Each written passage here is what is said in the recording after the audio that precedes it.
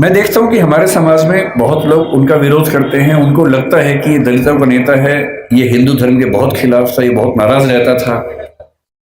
लेकिन उन्होंने उन परिस्थितियों को, उस बैकग्राउंड को देखा नहीं जो आज मैं आपसे डिस्कस करूंगा। आपने सुना होगा जरूर, नहीं सुना तो आप सुन लीजिए और फिर तुलना कीजिए कि आज आप जहां हैं क्यों वहां हैं। अगर अंबेडकर साहब ना होते या ज्योतिबा फुले ना होते, उसके 500 साल पहले कबीरदास ना होते, उसके 2000 साल पहले बुद्ध ना होते, तो दरअसल हम वहां नहीं होते जहां आज हम बैठे हैं। क्या उन्होंने क्या झेला अंबेडकर जी ने? क्योंकि आप बच्चे हैं इसलिए मैं वही सी चीजें बताऊंगा जो आपको थोड़ा सुन के समझ में आएंगी और प्रेरणा मिलेगी आपको। जब वो 6 साल के हुए, यही पैदा हुए, यही उनका घर है, मुझे बताया गया इसी घर में उनका जन्म हुआ। आप लोग कितने सौभाग्यशाली हैं कि आप यहाँ आते हैं। मैं तो पहली बार जीवन में आया हूँ। कुछ दिन पहले इंदौर पहली बार मैं आया था, 1 साल पहले। मुझे ये नहीं पता था कि इतना पास में वो जगह है, वरना मैं उसी दिन आता। तो मुझे बड़ा आश्चर्य हुआ कि मैं इंदौर तक आया भी और मुझे पता नहीं चला। तो जब वो पैदा हुए इसी जगह है, क्योंकि उनका सौभाग्य था कि वो एक सूबेदार के बेटे थे, इसी सेना में काम करने वाले। मुझे आज पता लगा कि MHOW क्यों कहते हैं, मिलिट्री हेडक्वार्टर्स ऑफ वार उसका नाम था। मैं परेशान था कि महू की स्पेलिंग MAHU क्यों नहीं है, MHOW क्यों है। तो आज पता लगा नहीं, वो एक एक्रोनिम है, उसकी फुल फॉर्म एक है। वो जिस समाज में थे उस समाज के बच्चे स्कूल में नहीं पढ़ते थे, उनको पढ़ने की अनुमति नहीं थी। पर क्योंकि वो सूबेदार के बेटे थे, और सूबेदार एक कमीशन पद होता है सेना में, बड़ा पद होता है, तो इतना हो गया कि उनको स्कूल जाने का मौका मिल गया। पर उनकी मां को, आदरणीय भीमाबाई जी को अच्छे से पता था कि जब बच्चा स्कूल जाएगा तो इसके साथ बहुत बुरा बर्ताव होगा, जिसको आपकी भाषा में बुलिंग कहते हैं, आजकल के बच्चों की भाषा में बुलिंग कहते हैं, उसका खतरा था। और माताओं को, पिताओं को बहुत चिंता होती है कि हमारे बच्चे के साथ स्कूल में ज्यादती ना हो, बदतमीजी ना हो। कल को आप भी पेरेंट्स बनेंगे, आप भी इस दर्द से गुजरेंगे। ऐसे कई बच्चे होते हैं, कोई फिजिकली उतना ठीक नहीं है, कोई मेंटली उतना ठीक नहीं है। जब वो स्कूल जाते हैं बच्चे, एक तो पहले वो पीड़ित है, उसके बाद स्कूल के बाकी बच्चे उनका मजाक बनाते हैं, चिढ़ाते हैं। पेरेंट्स को इतना दर्द होता है इस बात से, लेकिन क्या करें। तो उनकी माता जी ने, भीमाबाई जी ने कहा कि देख बेटा, स्कूल जा रहा है, पहले ही समझा रही हूं, बहुत बुरे अनुभव होंगे। लड़ना मत, झगड़ना मत, विद्रोह करके छोड़ मत देना, क्योंकि पढ़ाई करोगे वो अकेला रास्ता है कि कुछ बड़ा कर पाओगे जीवन में, वरना कोई दूसरा रास्ता नहीं है। इस बात को उस छोटे से बच्चे ने मन में बिठा लिया। वो स्कूल गया। उस स्कूल में पहली बार कोई ऐसा बच्चा आया था जो समाज के अछूत कहे जाने वाले समुदाय का हिस्सा था। जो बाकी बच्चे थे बुरे नहीं थे, पर वो भी अपने अपने घर से सीख रहे थे, अपने समाज से सीख रहे थे। उनको ये पता था कि ऐसे बच्चों के साथ नहीं बैठना है, दूर रहना है। तो व्यवस्था हुई कि वो स्कूल में क्लास के सबसे अंत में, जहां सारे बच्चों के जूते चप्पल रखे हैं, उसके पड़ोस में एक दरी छोटी सी बिछा के बैठेंगे, और दरी भी खुद लेके आएंगे ताकि स्कूल में कोई और व्यक्ति अपवित्र ना हो। अब सोच के देखिए, इमेजिन कीजिए उस बच्चे की हालत कि एक बच्चा है, अपने घर से दरी लेके आता है, क्लास के अंत में जहां जूते चप्पल रखे उसके पास में बिछाता है, बैठता है, बाद में लेके जाता है। उसके साथ कोई खाना भी नहीं खाता है, तो वो दीवार की तरफ चेहरा करके अपना भोजन करता है जो घर से लेके आया था। उसको पानी पीने की अनुमति नहीं है। आपने ये सब नहीं झेला होगा, उस बच्चे का सोचिए। याद से केवल और केवल 110 साल पहले की बात मैं कर रहा हूं, बहुत पुरानी बात नहीं है, 115 साल पहले की बात।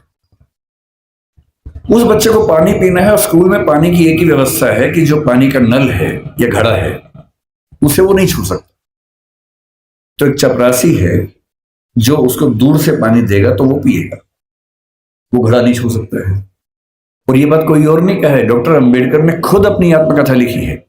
वो उस समय छप नहीं पाई थी, छपी 1990 के आसपास है।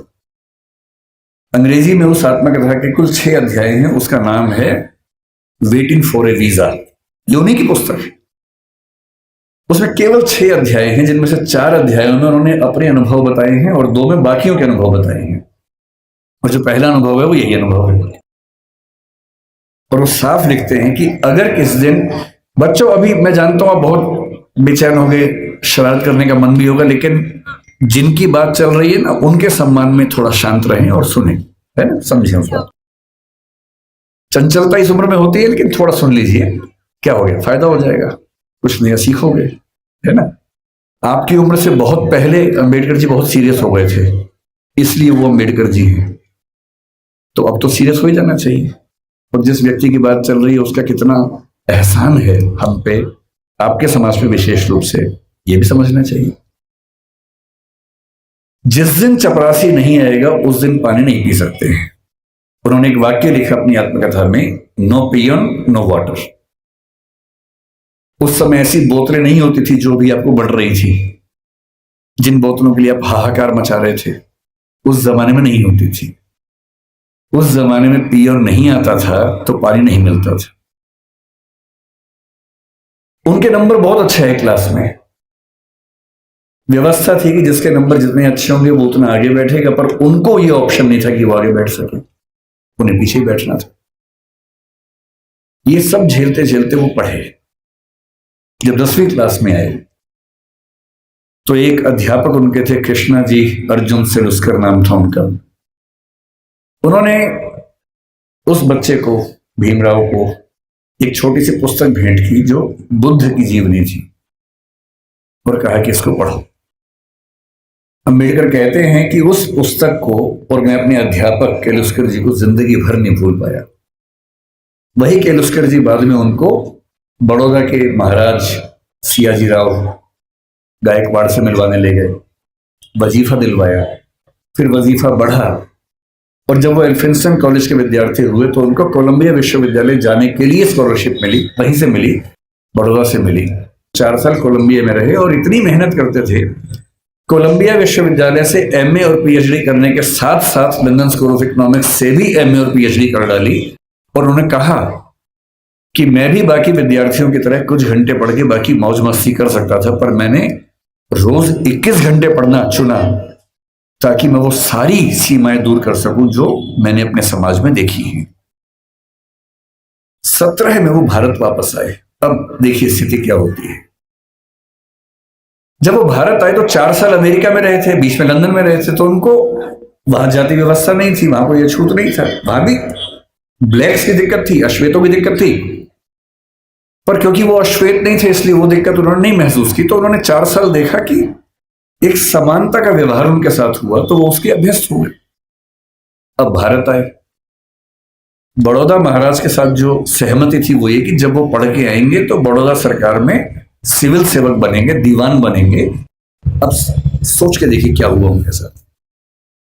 वो व्यक्ति बंबई से बड़ौदा आया, और जब बड़ौदा आया तो उसको लगा कोई तो लेने आएगा, क्योंकि वो महाराज के सिविल सर्वेंट थे। स्टेशन पर कोई लेने नहीं आया उनको, क्योंकि उनका समाज पिछड़ा हुआ था। तो कोई बात नहीं, उतरे, सोचा कि अब कहां रहूं। उनको अंदाजा था कि जो हिंदू समाज की धर्मशालाएं हैं, होटल से, वहां उनको अनुमति नहीं मिलेगी, क्योंकि वो अस्पृश्य माने जाते हैं। तो काफी ढूंढने के बाद उनको एक पारसी धर्मशाला मिली। ये सब बातें अंबेडकर जी ने अपनी जीवनी में लिखी है, आत्मकथा में, वहीं से बता रहा हूं आपको, उन्हीं की लेखनी है। क्योंकि पारसी धर्म में तो जाति व्यवस्था नहीं है, तो उनको लगा यहां शायद शांति मिलेगी। वो पारसी धर्मशाला में गए, वहां कमरा लिया। एक ही कमरा था, बड़ा बहुत बुरी हालत में कमरा था, फर्नीचर से भरा हुआ गोदाम जैसा कमरा, उसी के कोने में रहने की व्यवस्था हुई। तो रहने लगे। कुछ देर के बाद उस धर्मशाला का जो केयर टेकर था वो गुस्से में आया और उसने कहा कि तुम पारसी नहीं हो। उन्होंने कहा नहीं, मैं तो पारसी नहीं हूं। तो बोले बताया क्यों नहीं? बोले आपने पूछा नहीं, मैं क्यों बताऊं। लेकिन उस धर्मशाला में कई महीनों से शायद कोई आया ही नहीं था, हालत खराब थी। तो फिर सहमति बनी कि यार तुम ना रजिस्टर में कोई पारसी नाम लिख दो, मैं मैनेज कर लूंगा। और बोले मुझे कुछ दिन में घर मिल ही जाएगा, मैं फिर वहां शिफ्ट हो जाऊंगा। तो एक पारसी नाम कुछ रख के काम चलाया। लेकिन 11 दिन हुए थे अभी, और 11वें दिन लगभग 10 से 15 पारसी युवक हथियार, लाठी, डंडे हाथ में लेके चिल्लाते हुए उनकी तरफ बढ़े। और तब उन्होंने कहा कि एक अछूत आदमी पारसी धर्मशाला में कैसे आ गया, तुमने हमारी धर्मशाला खराब कर दी। अंबेडकर जी ने कहा कि आपके धर्म में तो जाति व्यवस्था है नहीं। बोले वो सब हमें नहीं पता, भागो यहां से। और खतरा था कि हिंसा हो सकती थी। अंत में तय हुआ कि शाम तक का समय है, छोड़ देना वरना छोड़ेंगे नहीं। डॉक्टर अंबेडकर अपने ऑफिस गए। ऑफिस में उनकी कुर्सी अलग बनाई गई। उनका चपरासी उनको पानी इस तरह से देता था कि जैसे किसी खराब व्यक्ति को दे रहा हो। फाइलें फेंक के देता था ताकि छू ना ले। आप उस व्यक्ति का मन सोचिए कि जो व्यक्ति इतना पढ़ के आ गया है, अमेरिका से पीएचडी, लंदन से पीएचडी कर चुका है, इकोनॉमिक्स में पहली बार देश में किसी ने इतने गंभीर स्तर पर अध्ययन किया होगा, उसके साथ ये बर्ताव हो रहा है। उन्होंने महाराजा के सचिव से बात की, भाई मुझे रहने को घर कब मिलेगा, छोड़ना है मुझे। कोई जवाब नहीं मिल पाया। शाम तक छोड़ना है। पूरे बड़ौदा में एक भी जगह नहीं है जहां वो रह सके। अंतिम उपाय क्या किया, अपने एक हिंदू दोस्त से बात की कि भाई, जो दो दोस्त उनके बाहर से पढ़ के आए थे, एक हिंदू एक ईसाई, दोनों से बात की। हिंदू दोस्त से कहा ऐसा कि ऐसे ऐसे छोड़ना पड़ रहा है पारसी धर्मशाला, क्या मैं तुम्हारे घर रह सकता हूं। बहुत प्रगतिशील व्यक्ति था, पर उसने 2 मिनट चुप होकर बोला कि देख यार, मुझे तो दिक्कत नहीं है, पर मेरे यहाँ जो लोग काम करते हैं ना, वो सब काम छोड़ देंगे, क्योंकि तुम अगर रहोगे तो वो फिर सब खत्म हो जाएगा। तो बोले ठीक है, कोई बात नहीं। एक ईसाई दोस्त था, ईसाइयों में तो प्रथा नहीं होती है, उससे पूछा। उसने कहा यार, हूं तो मैं ईसाई, लेकिन कुछ पीढ़ी पहले हम हिंदू थे, तो हमारे परिवार में अभी तक वो संस्कार हैं, और मेरी पत्नी इस बात से भड़क जाएगी कि आपने एक अछूत को अपने घर में कैसे बुला लिया। और तब डॉक्टर अंबेडकर लिखते हैं अपनी आत्मकथा में, जो हिंदू समाज के लिए अछूत है वो पारसी के लिए भी अछूत है, वो ईसाई के लिए भी अछूत है। और यही मुंबई में सिडनेहम कॉलेज में जब वो प्रोफेसर बन के गए, वहां भी ये बर्ताव हुआ कि उनको पानी पीने की व्यवस्था अलग थी। सिडनेहम कॉलेज, जो कि बहुत प्रतिष्ठित कॉलेज है मुंबई का, एक बार घड़ा छू लिया तो घड़े को तोड़ा गया पवित्र करने के लिए। और तब उनको फिर ये लगा कि ये अलग अलग धर्म जो दावा करते हैं कि हम समानता वाले धर्म हैं, उन सबका ऐसा बर्ताव क्यों है। फिर एक घटना लिखते हैं अंबेडकर जी अपनी आत्मकथा में। एक बार वो नासिक से औरंगाबाद जा रहे थे निजी यात्रा पे कुछ दोस्तों के साथ। उन्होंने जानबूझ के सबसे कहा किसी को बताना मत, मैं नहीं चाहता किसी को पता लगे, निजी यात्रा रखेंगे इसको। रास्ते में दौलताबाद का किला पड़ा। दौलताबाद का किला ऐतिहासिक स्थल है, उनकी इच्छा हुई कि देखते हैं उसको। तो 7-8 दोस्त खूब धूल मिट्टी झेलते हुए वहां पहुंचे। किसी को बताया नहीं था। जब पहुंचे तो वहां एक पानी का हौद था जहां पर लोग हाथ मुंह धो लेते हैं। इन सब ने वहां पर हाथ मुंह धो लिया। इतने में वहां कुछ मुस्लिम युवक गुस्से में आए हथियार लेके। उनको किसी ने बता दिया था कि ये लोग अछूत समुदाय से हैं, और लड़ने लगे उनके साथ। अंबेडकर जी ने उनको समझाया, डांटा, कहा भाई तुम तो मुसलमान हो और तुम्हारा धर्म तो कहते कि हम सब बराबर हैं। तो बोले वो सब बेकार की बात है, तुमने हमारा ये अपवित्र कर दिया है। और हालत ये आ गई कि अंबेडकर जी को लगा कि अब हिंसा भी हो सकती है और ऐसा ना हो कि कुछ बड़ा नुकसान हो जाए। किसी तरह से वहां से जान बचा के, हालांकि बाद में उनको देखने की परमिशन मिली, किला देखा, वापस आए। और उस दिन उन्होंने लिखा भी डायरी में, जो हिंदू पारसी ईसाई के लिए अछूत है वो मुसलमान के लिए भी अछूत है। आप अनुभव सोचिए उस व्यक्ति के जिसको समाज के सब समुदाय गाली दे रहे हैं। इतना पढ़ने के बाद, जो बड़ौदा के राजा का सैन्य सचिव रह चुका है, जो व्यक्ति सिडनेहम कॉलेज में असिस्टेंट प्रोफेसर रह चुका है, और वो लगातार कोशिश कर रहे हैं कि इस समाज के भीतर हमें एक्सेप्टेंस मिल जाए, हमारे समाज को एक्सेप्टेंस मिल जाए। उनके मन में आता नहीं होगा कि अगर वो वापस चले जाते इंग्लैंड, 1 साल के लिए फिर से गए भी थे, अगर वो चाहते तो अमेरिका में, इंग्लैंड में, दुनिया भर के सबसे अच्छे इंस्टीट्यूट्स में, यूनिवर्सिटीज में प्रोफेसर बन के शानदार जिंदगी गुजार सकते थे। क्या कमी थी उनके जीवन में? पर उनको एक बात हमेशा लगती थी कि अगर मेरे समुदाय में संयोग से मैं पढ़ लिख गया हूं, उनके परिवार के 14 बच्चों में वो 14वें बच्चे थे और उनके खानदान का, उनकी जाति का, समुदाय का पहला बच्चा था जिसने 4th क्लास पास की थी।